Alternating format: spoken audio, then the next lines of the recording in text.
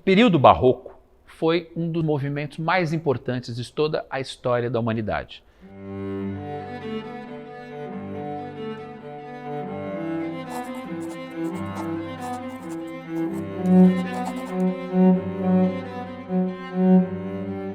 Ele aconteceu logo em seguida ao período renascentista. Já falamos dele nesse canal um pouquinho, você se lembra? Quando eu falei que o antropocentrismo é o que deu a tônica no Renascimento, ou seja, o homem no centro do universo. Então, a partir da Idade Média e do Renascimento, veio então aquilo que a gente chama de período movimento barroco. O barroco nasce então das contradições, dos conflitos. Martinho Lutero havia feito o cisma da Igreja, o que a gente chama de reforma protestante. E, paralelo a isso, a Igreja Católica Apostólica Romana, ela vai criar, através do Concílio de Trento, uma série de ações para combater essa reforma protestante. E isso vai se dar o nome de Contra-Reforma. O Barroco se prestou à arte da Contra-Reforma também. Então, eternamente, ele vai ser sempre o quê? Vai sempre colocar em dualidade Deus no centro do universo, aquilo que a Idade Média havia muito bem trabalhado, e também o ser humano no centro de todas as formas de expressão cultural, como o Renascimento. Então, através desse conflito, dessa dualidade, é que a arte da Contra-Reforma vai se estabelecer. Isso a gente pode ver nas esculturas, isso a gente pode ver na arquitetura, isso a gente também vê manifestação na música sacra, também na música profana, que é aquela que não tem um caráter religioso. Então a gente pode dizer que o período barroco, além dos conflitos e das contradições e das antíteses, também foi um movimento dos hipérbatos, dos exageros, dos contrastes, da dramatização.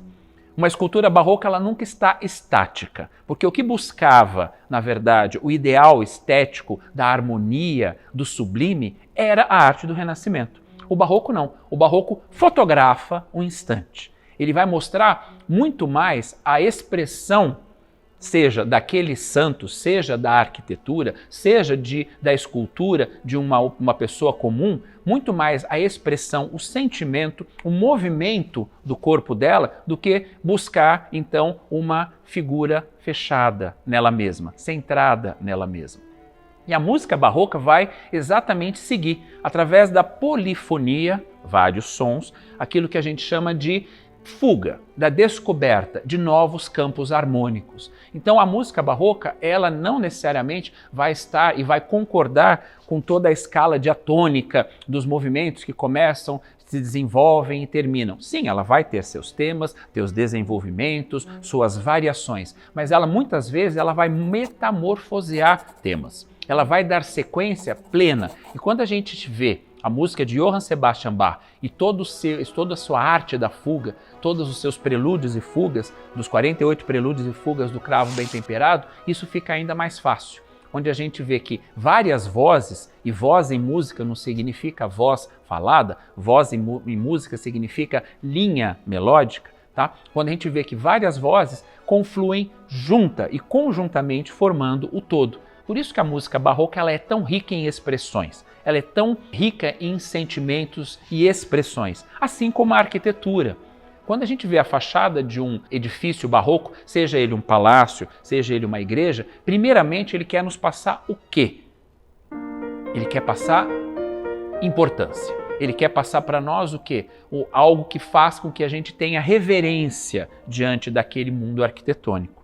A gente tem que se admirar diante de um edifício barroco, seja uma igreja, ou um palácio, ou um casario. Eles têm que passar uma certa absoluta forma de poder também. Então a gente vê colunas duplas, a gente vê volutas, a gente vê uma base mais espessa, mais larga, em cima ela vai diminuindo. O mobiliário barroco também é assim. E como esse movimento barroco aconteceu no Brasil? O Brasil, como vocês sabem, não teve Idade Média.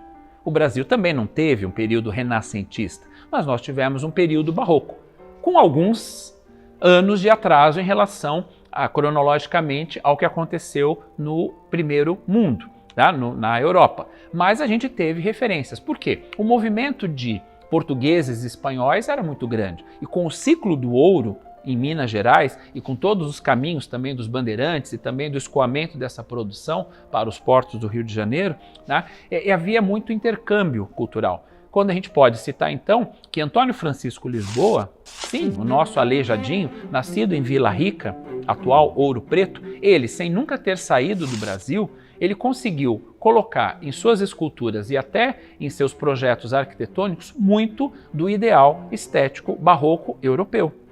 Por quê? Porque ele teve acesso a alguns documentos, porque ele teve acesso a alguns livros e muitas ordens religiosas que para cá vieram, como os beneditinos, como os carmelitas, os jesuítas, os franciscanos, os agostinianos, os dominicanos, todas as ordens religiosas da Igreja Católica vieram para o Brasil. Então, eles trouxeram também, junto com esses padres, monges, freiras, monjas, né, muito conhecimento arquitetônico, muito conhecimento musical, muito conhecimento literário. Vamos lembrar, e vou citar o padre Antônio Vieira, né, autor dos famosos sermões. Então, a literatura barroca, ela está exatamente conectada com a indumentária barroca, com a música barroca, com a iconografia barroca, quando ela procura, então, toda aquela polifonia, ela procura afirmar e negar, se contradizer.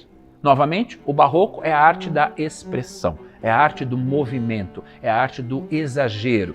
Haverá sempre um eterno conflito entre os deuses pagãos e os deuses cristãos. Haverá sempre um eterno conflito entre o teocentrismo, Deus no centro do universo, e o antropocentrismo, o ser humano no centro das atenções que buscou o Renascimento. Então, como eu disse, a escultura barroca, a arquitetura barroca, não vai buscar o ideal estético da harmonia, da sublimidade, da perfeição, do belo.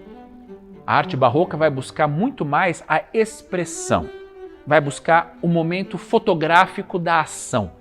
Quando a gente admira uma escultura de Aleijadinho, por exemplo, ou uma escultura de Bernini, o mestre italiano, que fez praticamente o que tem de mais belo na cidade de Roma, que a gente pode admirar até hoje, a gente vê o que através dessas esculturas, seja de Aleijadinho, seja de Bernini. A gente vê um momento acontecendo, a gente vê uma ação, uma narrativa, é um instante, é um segundo.